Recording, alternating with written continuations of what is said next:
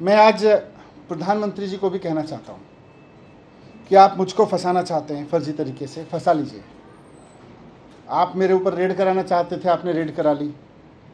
आप फर्जी एफआईआर करा चुके मेरे ऊपर। आप मुझे अरेस्ट कराना चाहते हैं, आप बता दीजिए, जहाँ कहोगे मैं आ जाऊँगा। लेकिन इस तरह से अधिकारियों के ऊपर दबाव बना के उन्हें फांसी लगाने पे, उन्हें आत्महत्या करने पे मजबूर मत कीजिए। इससे घर उजड़ रहे हैं, ये ठीक नहीं है। आप हर वक्त यही सोचते रहते हैं मैं सीबीआई का इस्तेमाल कैसे करूं, मैं ईडी का इस्तेमाल कैसे करूं, मैं चुनी हुई सरकारों को कैसे गिराऊं, चुने हुए एमएलएज को कैसे खरीदूं। आप स्कूल बनाने पे कब सोचेंगे? आप अस्पताल बनाने पे कब सोचेंगे? आप महंगाई कम करने पे कब सोचेंगे? आप रोज़गार देने पे कब सोचेंगे? आप केवल यही सोचते रहते हैं कि कैसे सीबीआई पे दबाव बना के चुनी हुई सरकार को गिराऊं विपक्ष की, कैसे चुने हुए एमएलएज को खरीद लूं विपक्ष के।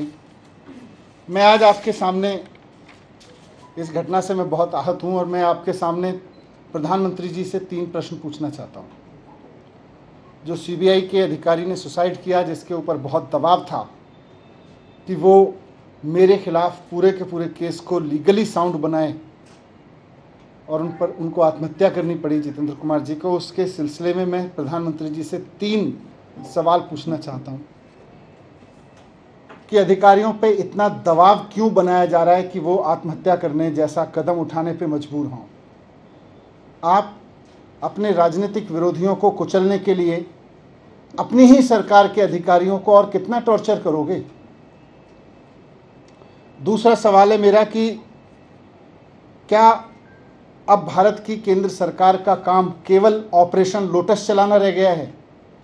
जिस तरह से राज्यपालों से, उपराज्यपालों से दबाव डाल के उनसे उल्टे सीधे काम कराए जा रहे हैं, जिस तरह से सीबीआई पे दबाव डाल के, ईडी पे दबाव डाल के उल्टे सीधे काम कराए जा रहे हैं, तो क्या अब केंद्र सरकार का काम केवल ऑपरेशन लोटस चलाना रह गया है?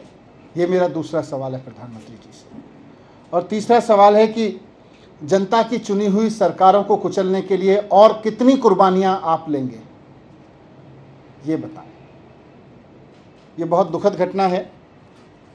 विपक्षी सरकारों को कुचलने के लिए सीबीआई के ऊपर इतना दबाव कि अधिकारियों को सुसाइड करने पे मजबूर होना पड़े, ये इस देश में पहले कभी नहीं हुआ। बहुत दुखद है और मैं उम्मीद करता हूं कि प्रधानमंत्री जी मेरे इन तीनों सवालों को गंभीरता से लेंगे और थोड़ा इस पर सोचेंगे।